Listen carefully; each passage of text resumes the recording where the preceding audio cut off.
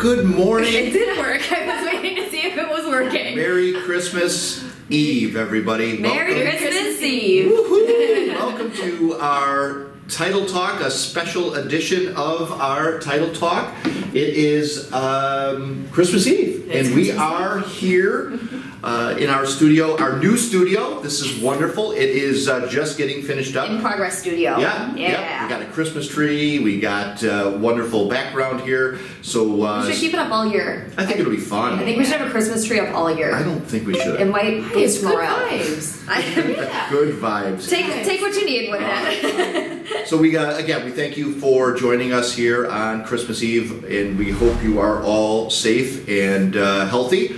Welcoming you to another Title Talk. Today we are going to dive into some really deeper conversation. We have with us a very special guest and somebody who's obviously very near and dear to me, being my lovely daughter, and talking about how proud I am of her. Holy cow. Just graduated with a master's degree. By the way, my name is Drew with Inspired Title. And my name is Amy with Inspired Title. We are your host for the show today, and thank you for listening in on Christmas Eve. And you can hear us, so that's better than the last 2 weeks of that already. You can actually hear what we're doing right now. You don't waste the beginning of this. This has been a good start so far. This is a good start. Acoustically, we are again checking out our wonderful sound here in this new studio. But to get on with things, I wanted to take a second to introduce my wonderful daughter, who is now a clinical mental health counselor. And she just graduated with her master's degree. She did. Congratulations. That is huge. That is so exciting. Absolutely amazing. And we're so happy and so proud for you and all your accomplishments. Except for the fact she has to leave me, which I'm not very happy about. Go on to that big girl job. She's leaving Title Land, and I'm very sad because having Courtney to work with has been fantastic. And taking on that big girl job. I know. I just don't know what. Part of me was hoping she was going to fail. Yeah. You know, and have to take another 6 months in her master's so that I could have her, but no. You know what though? Honestly, like, because when I started here, like, I mean, I've worked with you guys on and off throughout the years. Like, since the time I was in high school to now, like, I've worked on and off with Inspired. And I think coming on, like, this year, I was like, okay, this is going to be temporary. But, like, I became so immersed in all the work that we did here, and I learned so much, and I keep saying it time and time again, like, I have so many more questions now than I ever did before because I know so much more, and, like, I've grown a deeper, like, respect and understanding for what you guys do because I truly had no idea. I was like, it's numbers, it's buildings, it's houses, cool.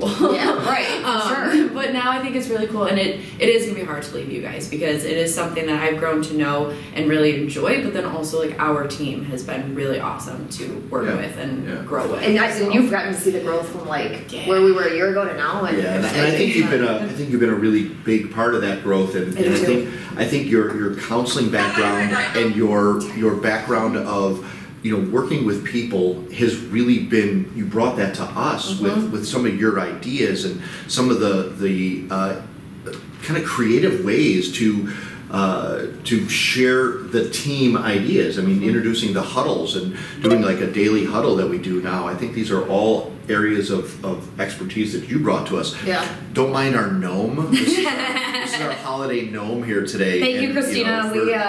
We borrowed your gnome. We didn't borrow, we stole it. Flat out stole your gnome, Christina. So Christina had this gnome sitting on her desk, and I figured it was time for the gnome to come out to Title Talk with us as well. So, and it does the hula. So, he deserved a place. But I think that one of the things that we want to talk about, and this is a really tough topic, and I think it's something that many people are going to be able to relate to. I think it's something that our listeners and family and friends and clients are maybe experiencing, but they're not sure what it is and why it is. So the reason that we wanted to have Courtney here as a counselor, I think we need to talk about the COVID and the depression and the feelings that are going on in the industry and as well as the world around us. I think a lot of people are trying to navigate through this difficult time and go, why do I feel this way? And what is going on? And is this normal? And what do I do? And I think that you can maybe add some of your professional opinions and ideas for them too. So I'll sit back and listen and let you run with this. Okay. All right. So I guess in this year, as I've been meeting with people, but also just talking with people, what I've noticed is so much happened so quickly this year. Like we started out this year and all of a sudden, March 11th, everything's fine. By March 12th, March 13th, everything shut down. Right. And there was nothing that anybody could do about that. It was just, all right, stop what you're doing, go home, stay home. And I think that abrupt change is something that nobody could have prepared for, right? And that has changed in and out over the year of, okay, stay home. Actually, no, start going back into the world. Just kidding, go back again. Right. So that instability, I think, has created a lot of anxiety and a lot of uncertainty. And then on top of that, we've had a lot of different social justice issues come up. Sure. We've had politics and the election and things like that. So many different things happened. And everybody had so much more time to kind of sit and stew in it. That's a huge, that's a big point. Normally we'd be distracted by our jobs, or our kids would be distracted by going to school and active with their friends, but instead everybody was home watching TV, having more difficult conversations, which in some parts were great because it opened the door for so many conversations we've been unwilling to have or been afraid to have for so long. At the same time, that created more issues and more conflict and things like that too. So relationships have been unsteady, our environment has been unsteady. So in that, I feel like we've just kind of been in this like fight, flight, or freeze mode, which is our body's inherent way to respond to threat and danger. Say that again? Fight, flight, or freeze. Interesting. Okay. So the way that I kind of think about it is, if a bear was coming to attack you, right? Your body, the adrenaline goes up, all of the blood rushes to only the organs and the muscles that are absolutely necessary to defend yourself. Okay. So you have that choice in that moment. I'm gonna fight this bear. I'm gonna duke it out. I'm going to flight, so I'm going to run away from the bear and seek any shelter away from this harm, or I'm going to freeze. I'm going to stop, and I have no idea what to do with myself and be moved, right? And I think that that's kind of the way people have approached COVID and the lockdowns and everything else going on, because it's, okay, wait, do I stand up and put a fight against this? Do I do something? Do I get involved? Do I actively immerse myself in this? Or do I say, nope, don't want any part of it, I'm going to run away from it, I'm going to stray away from it, I'm going to be more passive and just kind of watch things go by me? Or am I going to freeze and go, I truly don't know what to do. I don't know what to do. And that is more so where I see like the depression, because it's, I'm so overwhelmed, I have to stop. I have to stop right now. I can't take this in anymore. So knowing that, and knowing that you're kind of in fight, flight, or freeze all the time, our body is not made to actively do that all the time. Our body's supposed to do that when it's absolutely necessary, but with so many different things going on, we've been triggered and more activated this whole year. So we're tired, we're worn down. So you're suggesting that our body, we're typically in this fight, flight, or flee mode, and it is taxing our bodies. Yeah, because like I said, just from a biological standpoint, all the blood rushes differently throughout your body. Different parts of your body become stronger and more useful, while other parts, truly just like your brain, shut down and stop working because they don't need it in order to protect yourself in that moment. And your body isn't meant to act that way all the time. No. So what happens to your body when it's being forced to do that all the time? Yeah, so it's, you're drained, you're tired, you're anxious, you're tense, you're keyed up, and you're just like on edge of like, oh, I could burst at any moment, right? Why does that sound so familiar? I think a lot of people can probably relate to like that immediate feeling. Yes. Right? I think even us in an office setting can quickly relate to that, as far as just interacting with our own team when all of this is going on, because we've been locked into our own space and doing our own thing, and we see our families, and then we come here and we see work, but beyond that we're not really seeing any other humans for that matter. And like people who usually have a little bit longer fuses, I feel like those fuses are a little bit shorter, and the people who usually have short fuses are almost non-existent, so that like it's so much easier to just snap and like make rash decisions because your body is fighting it that way. Yeah. Well, and even think about it too, is that we've become so isolated at this point, and we've been, or I guess we've kind of been taught, or it's been shown to us that, all right, socializing is a bad thing right now, right? Because if I'm not socially distancing, there's a threat. There's a major threat when I socialize. So now I'm triggered by just having to go into a social interaction or see people, which normally that would be my release, because right now that's what I need. I want to be able to talk. It's human nature to want to connect and belong and socialize. But when there is this headline over it that says, don't do that, that's how you're going to get sick, now I'm totally afraid to do it. I don't want to do it, and it takes away the joy of it, and it can make it a more triggering event for you. Interesting.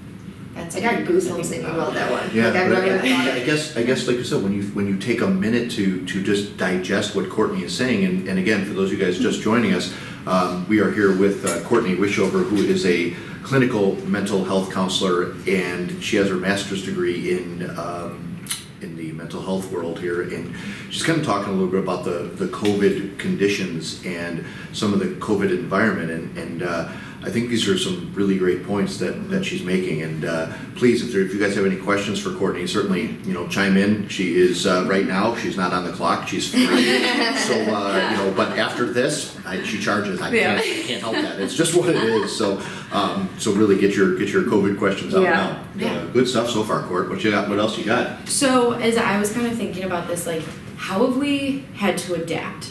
And what has been helpful, what has not been helpful, what can be helpful versus what won't be helpful to us. So the biggest thing is, from what I have learned, is anxiety stems from ambiguity, the fear of the unknown, right?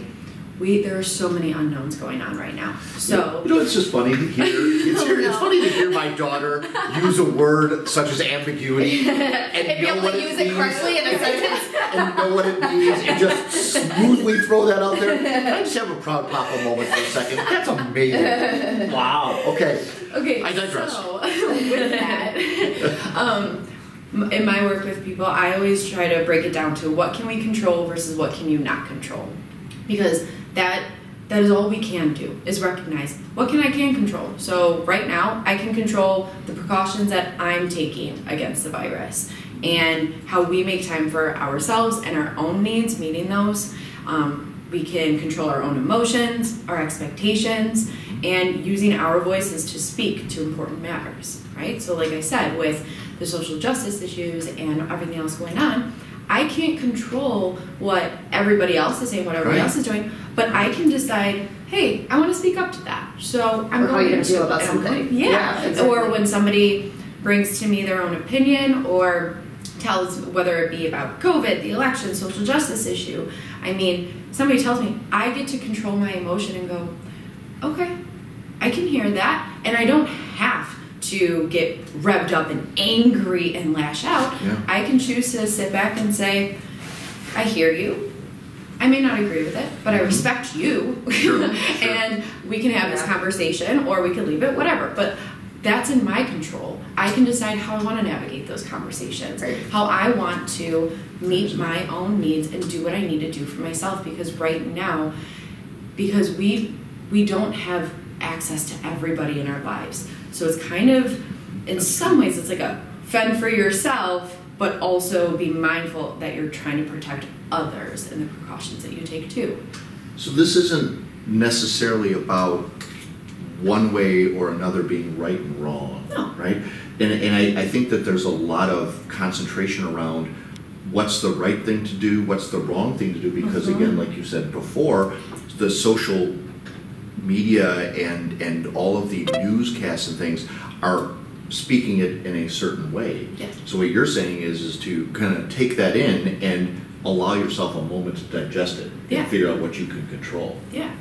That is something that this year and every year moving forward and every year before this, you have always been in control of. That is something that is always yours, is your own opinion, your own decisions, your own emotions. Those are always yours, and nobody can speak to that otherwise. And I think this one is so big because, like, people are on both sides of the fence with what COVID is and what they feel about COVID. Like you have the group of people that's like, COVID is dumb. Like I'm not going to let a virus control my life, so I'm going to keep living how I'm living. And then you have the other people that are like, no, like this is real. I'm scared of this. I need to be at home. But like when you stop being okay with other people are thinking and it starts causing like turmoil as it is, you're taking people that have always been on your side, people have always been in your corner, that are now pinning against each other. And like you're an idiot because you think this is real, but you're an idiot because you aren't believing it. And I think that it's caused such like a mix up in what we've known for the past 30 years that it's a scary thing right now, because how should you feel? What's right? What's wrong? It's just exactly. So that's my biggest thing, is there is no right or wrong way to feel. How you feel is how you feel, and that's your own. You always get to own that. And everyone needs to understand that and be okay with it. Yes. Yeah. And then, like, thinking about things that you can't control. You can't control the virus itself. Right. You can try, but it won't. Yeah, like, you can't sit COVID down and have a chat. Right. So, like, that's not gonna We're going to stop the spread now because it's Christmas time and we want to see. Yeah, like, you're going to need to take a break. Yeah. So, no. And you can't control the mandated lockdowns. That's not us. That's out of our hands, right? The precautions and boundaries that other people set during all of this, we can't control that. That's something that they're doing to protect themselves. We have to be able to respect that, right? And then the ways that other people take care of themselves.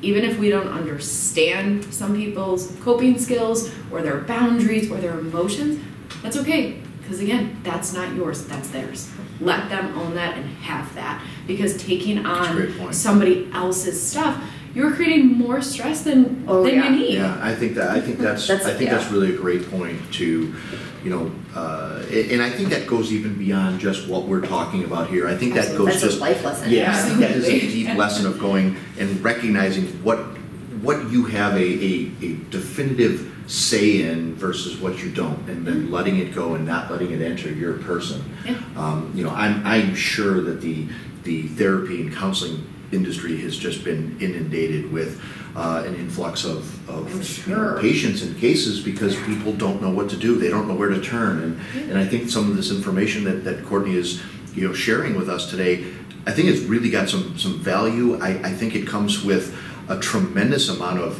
knowledge and background. I don't think this is just Courtney speaking an opinion. I think this is well read and documented, that the industry is saying, hey, guys, these are things that we can start to do along with maybe some mental health care, but you have some choices and some decisions, and let's point some of those out. I think Courtney's doing a nice job defining that. So what do we do? So what do you do? So how can we help me? Help me. Help me. White flag. So coping skills. From my end, my first and foremost thing is figuring out what works for you. And I think people are very quick to, whether you come into a therapy office or you talk with your friends, like, what do you do to cope, or what should I do to cope? Me or anybody else can give you a laundry list of things that might be a good idea. That does not mean that they're good for you. Right. So being patient and giving yourself that time for trial and error. And also considering something that worked for me a year ago in this situation may not work for me now in this situation. So being willing to adapt and be open to that, because I think many times people rely on the same skill. So say, for example, somebody's really into journaling, right? And journaling is their way of processing and understanding. So maybe I can work through that for some difficult times that I had in the last 2 years, right? But now, if I started doing it, I find myself journaling, but I'm ruminating and I'm angry, I get fixated on it, and I'm going, it's just revving me up. Right. So then I have to take a step back and go, okay, this isn't working. This isn't working. This is no longer effective. Right. And that's okay. That doesn't mean that I can't come back to it later, but in this situation, that's not going to work. And at that point then, not saying I completely give up because nothing must work. If my one coping skill doesn't work, then nothing will work at all. That kind of black and white thinking and rigid thinking, I think that gets us in a lot of trouble and sells all of us short of the ability to really improve our mental health, right? So finding things that work for you, not giving up on the trial and error of that, and not giving up something that may not work in just this moment. Trying something new, but then also my big thing is stick to the basics. Stick to the basics. We really underestimate how much just like sleeping has a big impact on us, right? Like right now, many of us could be so anxious that our sleep schedule has changed. Or maybe I'm working from home, there's not that urgency for me to run into the office, so I'm gonna sleep another hour or two, right? Mm-hmm. So now I'm oversleeping, I'm undersleeping. My schedule just got thrown, right? So making sure that you're still getting, like you're practicing self-hygiene. So you're getting 8 to 10 hours of sleep or whatever per your age is appropriate. Right. Quick Google search, you'll figure it out. But for like adults, 8 to 10 hours or like 7 to 9, that's pretty good, right? Mm-hmm. Not using any screens 30 minutes before bed. I know that's hard. This is a terrible one. We want to scroll and Yep, you lay in bed and you just go through it and that's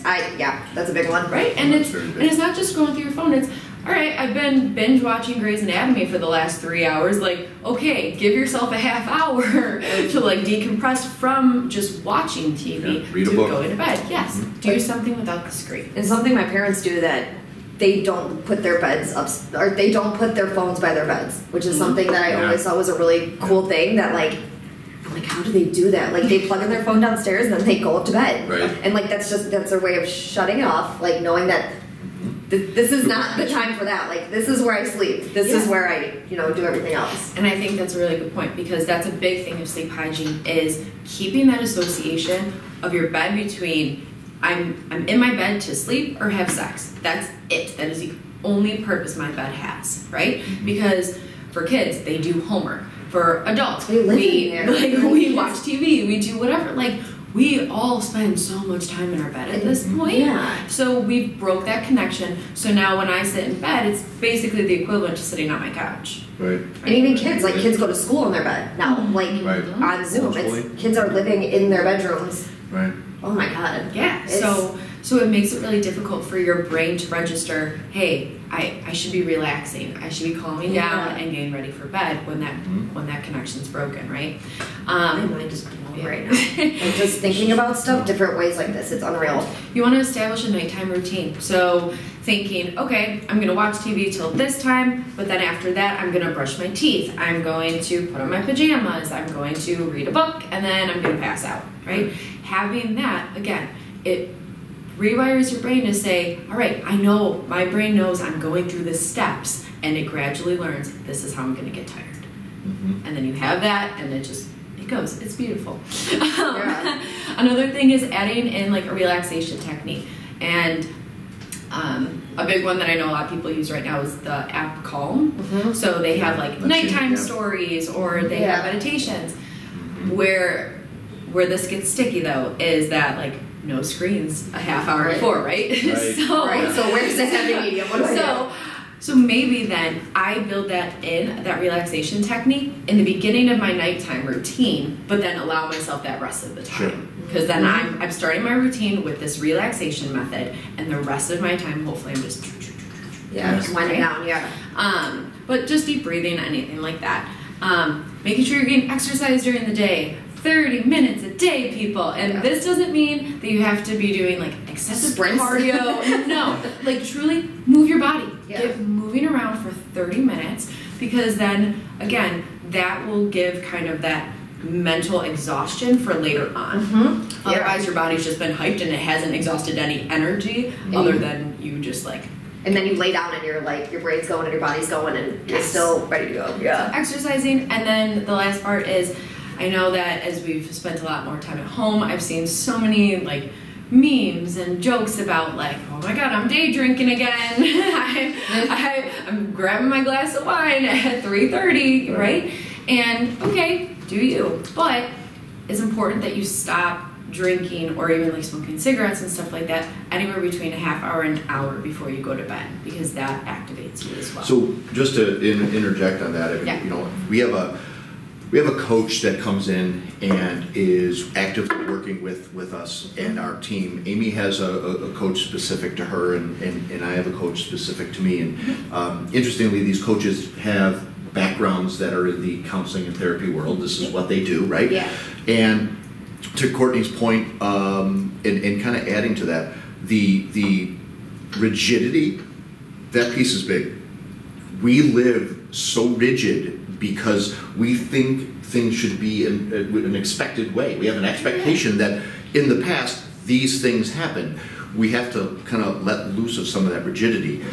But the question, and I don't know if you were asked the same, but I was asked by the coach because he saw how tense I was, and he saw some of the disruptions in my voice and in my speak with him, that he really did a quick check-in to make sure that there was no drinking involved, there was really no any kind of existential using of substances, right? Yeah.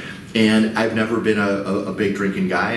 I'll have a glass of wine here and there, but this is the coping mechanism that a lot of people just will reach out to because that calms them down. And Courtney's point is that, finding that outlet is important, but also be cautious and aware of what that outlet is. Did your coach recognize anything within your state of mind yet? She just noticed. Oh, sorry. She just noticed that I was much more easily it was much more easy for me to open up about what I was feeling. Okay. I'm usually a person that something will affect me. I'll think about it before I even talk to people about it. I'll think about it, and most of the time it just totally makes sense. After 20 minutes, I don't need to. But as soon as we opened up our Zoom call, I was like, bah! And she's like, okay, let's break it down. But it was these they're not. I'm trying to think about the right way to put it. It's all these factors that are affecting my everyday. Right. They're just happening so much more frequently that I can't control it by myself. So the fact that she's like, okay, let's talk through it.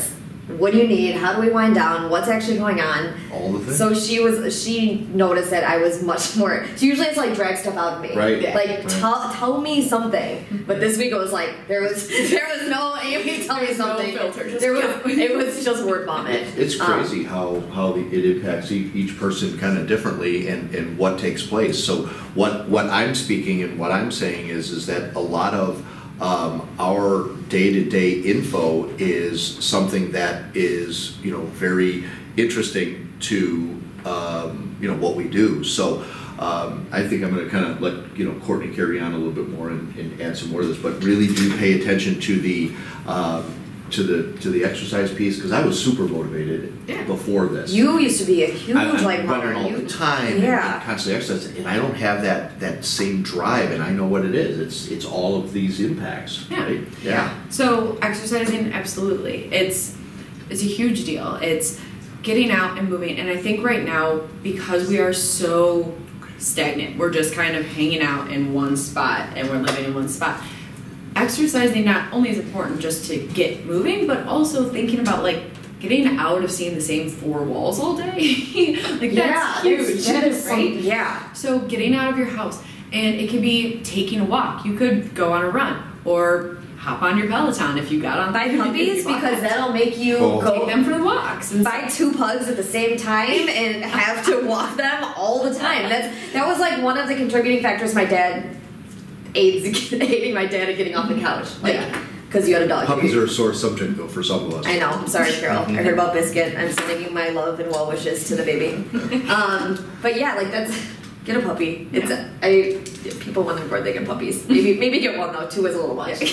But it still forces you to get off the couch. It gives you something to laugh about and go do, because it takes your mind off of your 4 walls, like you said. Yep. Sorry, I didn't mean to interrupt you. Oh no, you're good. So it's just, I think right now too, there's access to so many things, because trainers and different programs, they've all gone virtual, they've gone online. Buy their classes, go on YouTube, find something. There's so much stuff out there. I think too, something that I started doing with my friend, we have the Apple Watches, so you can start a competition with somebody too, and it's having something where you're holding each other accountable, and you're looking at it and you're tracking it and going of just, okay, I just need to move. I just need to move today. And for when I was talking about fight, flight, or freeze, remember, you're so keyed up and tense right now. When you go and you work out, those endorphins get released. So then it takes happy things coming into your brain. And then I'm going to relax. My body is now whew. Exercising is one big deep breath for your body.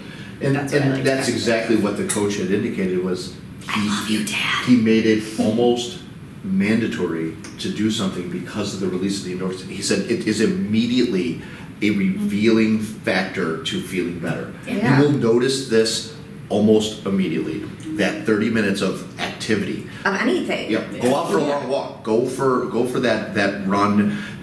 Do some kind of exercise for that period of time. You will be able to release some of that tension. Yeah. And I think for some people, like something that I think of, I hate running. That sounds absolutely mortifying to me. I don't see the joy in that. But another exercise like practice for me would be like yoga. That for me, he doesn't agree with it. Did you hear that voice? We try to tell him about yoga all the time, and his response is always, See, you like running, we like yoga. That's totally fine. That's okay. But it's in that moment, because for me, yoga is like the practice of I'm so in tune with my body right now, I don't even have time to think about the outside anything world. else going on around you. It has to just be my body and making sure I don't eat face on this mat. So, Let's plank, chaturanga for 3 more seconds, get through it. So doing things, you could be so creative. Again, trial and error.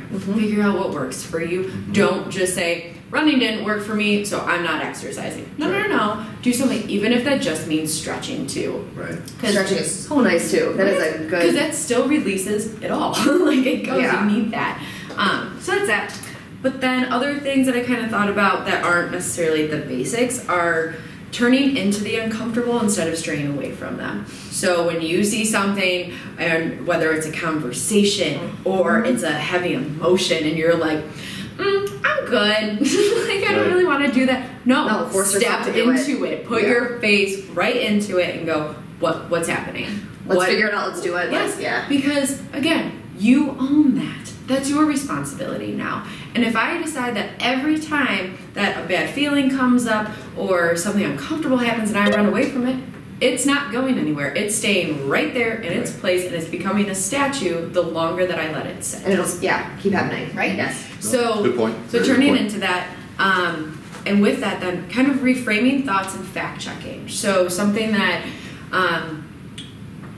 that I've learned is we have like 60,000 thoughts a day. And 60,000? I think I was gonna say yours is gonna be like 300,000. Yeah. Yeah, that seems like. So of 60,000 thoughts a day, like a lot of them are going to be very like fleeting thoughts. A lot of things will just be kind of there. So sometimes though, thoughts hit us harder than others. And the ones that usually do are the ones that are cognitive distortions. Cognitive distortions are like, I like to call them anxiety mind tricks. So something like I'm jumping to conclusions, I'm reading somebody else's mind, or I'm only focusing on the negative, or I'm very black and white thinking, or I'm labeling myself, right? So if I say, like, because something that I've heard a lot right now is like, everything sucks. Everything sucks right now, right? Yeah. Because right now there are a lot of things not going our way, not positive, and really kind of bringing us down. But is it true that everything sucks right now? All right, as the counselor puts it, like, as a therapist puts it, not everything. Well, I mean, that's like even 4-year-olds say, like, when they don't get a toy, everybody hates me, I have the worst life ever. And now, like, these 4-year-olds are, like, I was meant to have a good life. We're 30-year-olds acting like 4-year-olds because everything just feels so hard because... Yeah. So you have to... Like, I never give away. This never works out. That's not true. It probably does feel like that. And I can validate that every single day of the week. That it does feel like that. It feels like whatever is going on right now, it hurts. It sucks. It makes me angry. It makes me sad. So... I'm going to feel that, and that's okay. But if I stay in that too long and don't consider the alternative that, hold on, wait, did something go right today? Did I make every light on my way to work today? Heck yes, I did. Win for the day. So gathering those small victories for yourself and making a point to notice the positive. What are those small wins throughout the day? Because otherwise we are bombarded with the negativity that's not just within our own life, but within everybody else's too. Yeah. Because it's broadcasted. So huge. So I teach dance too, and like I can see the definite change between like my kids' like morale and mentality last year versus this year. So like every day when I have a class with them, I start, tell me something good that happened today. Yeah. And they're like, there's nothing I can't. I'm like, no, I will sit here and stare at you for the next 10 minutes until you tell me like something good that is going on. And I think that's just such a huge thing because it is so easy to say it sucks and it's hard. Yeah. But like, it doesn't. There's something in there that was good, like you said. It doesn't matter how small a victory is a victory and celebrate it. Exactly. Yeah. And so between noticing the wins, but then also checking back into like, what are you grateful for? Like, what do you have right now? Okay, a lot of other people are sick, people are dying. I'm grateful that my family has been safe and healthy, right? So thinking about that and not taking these things for granted, especially when we have so many bad things going on, don't underestimate the power of the little things at this point. And it's not just Thanksgiving. You can be grateful all year round, right? Yes. It's not just a Thanksgiving time. Right. Yes. And then socializing in new ways. So a lot of people are like, well, Zoom's just not the same. You're right, it's not. It is not. But it's something. Being a counselor and doing a lot of my sessions via telehealth, it's different. And I think I'm grateful to have that because I can still see my clients and we can talk and I can read their body language. At the same time, though, there's still that disconnect. It's just not as personal because you're not there. I can't touch you, even though I probably wouldn't anyways. Right. Like, you're just not there. But at the same time, don't take for granted the small thing. At least I can connect with you. And being purposeful then in responding to text messages. I know me. I'm an awful texter. You could text me 2 days later, here you go. There's your response, right? But instead saying, hold on, no. That I don't really get to talk to this person, so I'm going to keep responding. Yes. I'm going to engage in this conversation. I'm going to make a point to call somebody and talk to them for a little while today because I'm not going to be able to see them in person and I don't know when I will. So I'm going to take this opportunity to talk to them now. Because it's better than nothing. Yes. Yeah. Doing that, and then something that I've kind of like even given to kids is like be a pen pal. Dude, that is so overrated. We used to do that in like 5th grade. Like that is You overrated. just went back several Fun. years. Yeah, you just went back. Okay, I really like writing notes though, Yeah. so I guess that's my thing. Do you But remember like, in high school, like folding up those little like? yes. Oh Yes, man. or the like Pass them 8th around. grade Flat Stanley. Yes. I will never forget him. Good old flat stand. But yeah, so just connecting to people in any way that you can, and not just saying, well, I can't see you in person, so we're just This is losing dumb. a relationship. Yeah, we just should be- No. If that relationship matters to you, put in that extra effort, right? Yeah. Make that time. Everyone needs a Courtney in their pocket. Well, and Like Again, I think It's- that this is a good point to take a breath and again, recognize and welcome the fact that Courtney being a clinical mental health counselor is offering. We've been blessed, absolutely blessed with some of her daily input and being in the day-to-day grind that we are and the business that we're in and being essential and having to constantly have that smile on our face and be in front of people all day long is very, very taxing. Yeah, it's difficult and we're trying to celebrate these great wins for these folks when they're buying a house, they're refinancing their house, they're selling their home. Exciting things are happening for them. Yeah, and we have to put aside and shelf maybe some of our own internal things. And having Courtney here over the last several months has really provided just that internal voice to kind of just give that little peace of mind, that little reminder, those little key elements that she just speaks to here today. She'll just kind of blurt those out in a conversation, unintentionally or maybe even intentionally, and you kind of go, yeah, about that. So, I think there's a stigma too, Courtney, and that I think that people connect counseling and therapy with problem. right? Yes. It's a not, negative right? thing, yeah. It's negative. It's not always. Oh, you're going to talk to somebody? Oh my God, you got to talk to a shrink. You must be, something must be really wrong. Want to hear something that I do. This was great. My supervisor said this to me yesterday. So because there is like you're saying, there's so much stigma around counseling and mental health in general, and my supervisor said, she goes, some people come in and they say, well, I must be crazy if I'm here. Right. And this response was so great. Crazy people don't come to get help. Healthy people who want to get better come to get help. Wow. Bam! I feel like that needs to be like... Mic drop. I know, seriously. Can we just end right now on that note? So it's perfect. If I was crazy, I wouldn't have any state of mind to know to go to ask for help, to go to a doctor, to tell somebody else I needed help. Right. I would be so out of it, like I wouldn't, right? Yeah. But somebody who is healthy and says, okay, I am struggling. Something's not right, and this is beyond me. I need extra support. Those are the people who go get help. There's the point right there is you were not handed a manual as you started to grow older to go, on page 15 of this manual is how to deal with this circumstance or this situation. Mm-hmm. Turning to the people who are professionals, turning to the people who are there to not judge.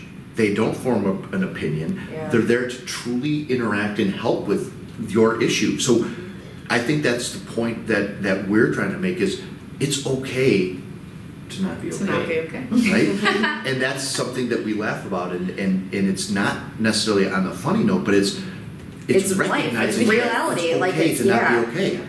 And that's why the professionals are out there to guide you through it, because you don't have that manual, you don't have that book, you don't know what to say, you only know what to do based on how you were raised and the boundaries that have been created around you.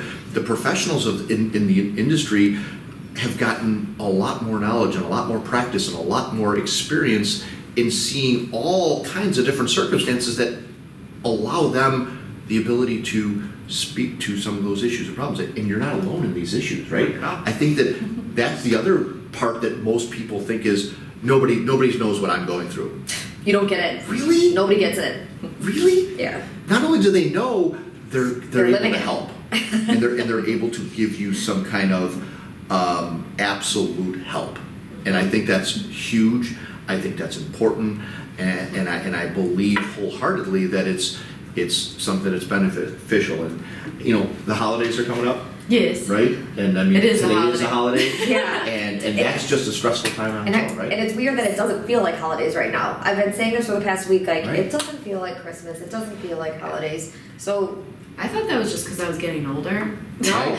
No, it's this year. I was like, man, I thought am I just as I'm getting older? No. Is it just am I I wish I losing could it? have Am I rewound bah humbug? some conversations. What's happening, Yeah. right? It's no, it's not. But no, it's truly, because Yeah. last year I was like, meh. But then this year I'm like, no, seriously. I've been putting so much more effort in to try to make myself feel like it's the holiday. It's almost been another job in itself to be in the holiday spirit, which is sad because normally this is just such an exciting time. This is so nice and things like that. But that perfectly leads me into what I was going to That's why. Perfect. That's why I did it. Yeah. That's why I did it. So something that I've had to do for myself even is just lowering expectations of the holiday, right?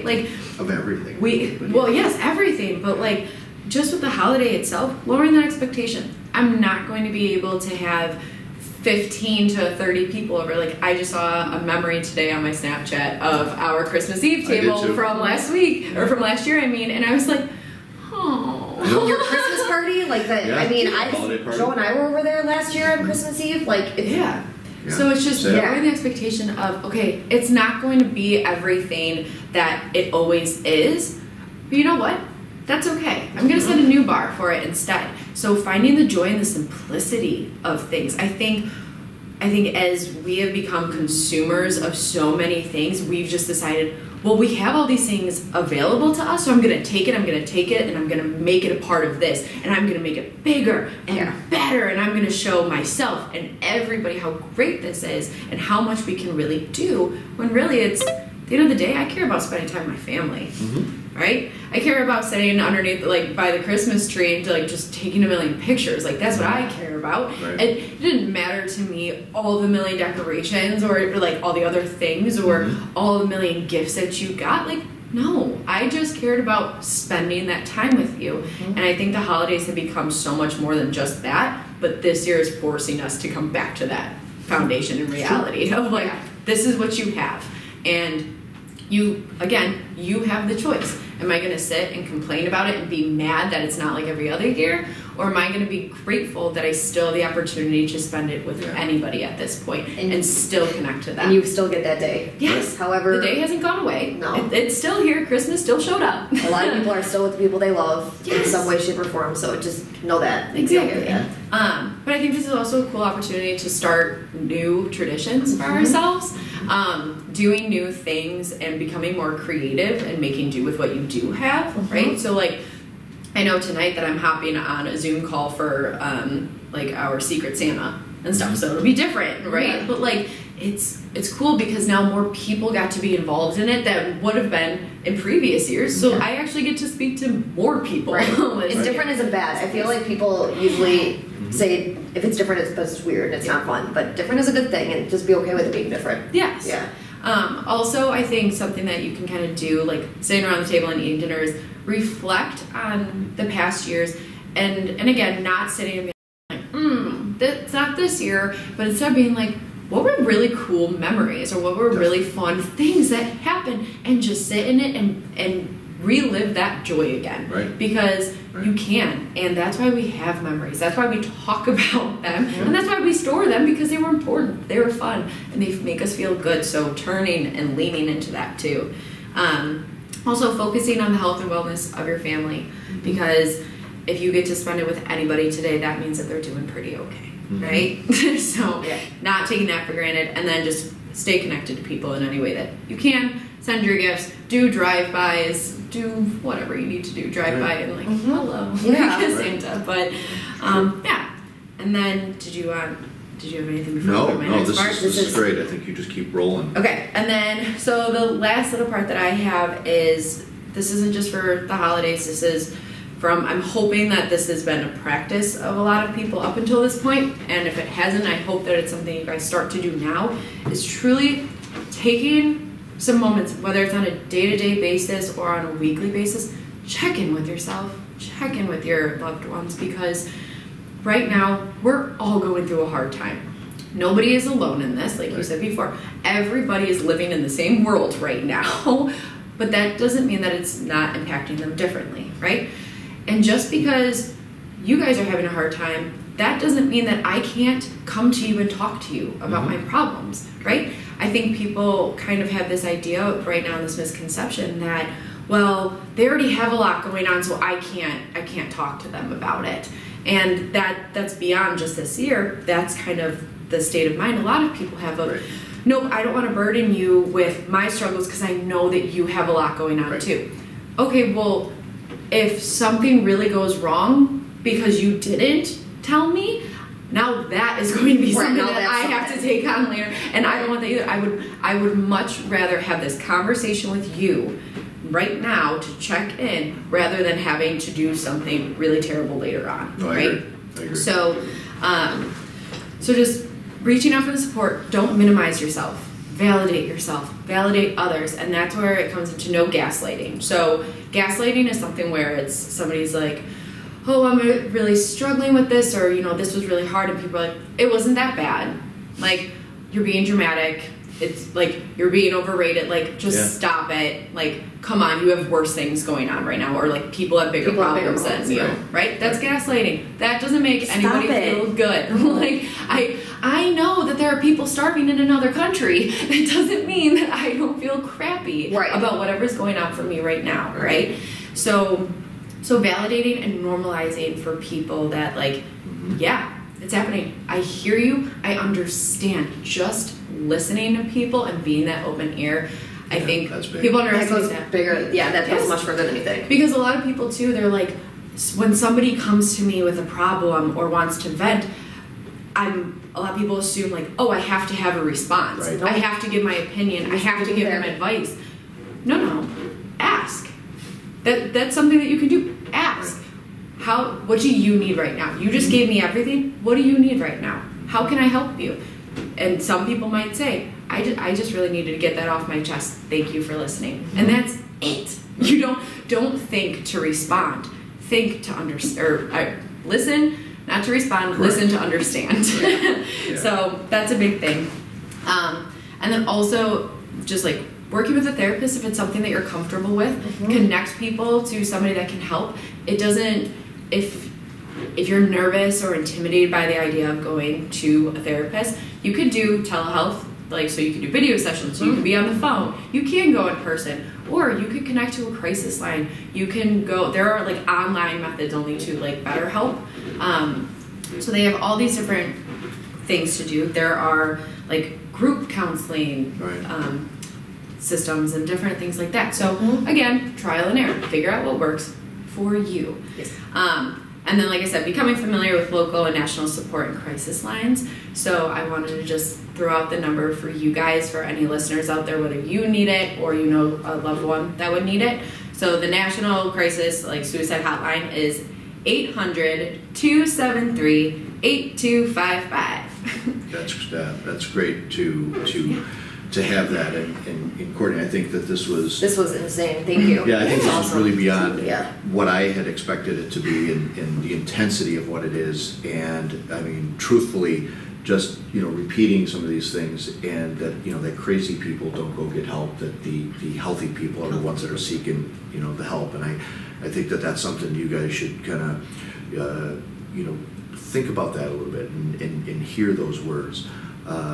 Hear the words about being less rigid, lowering your expectations, finding the small wins. Just summarizing some of the things that Courtney said here.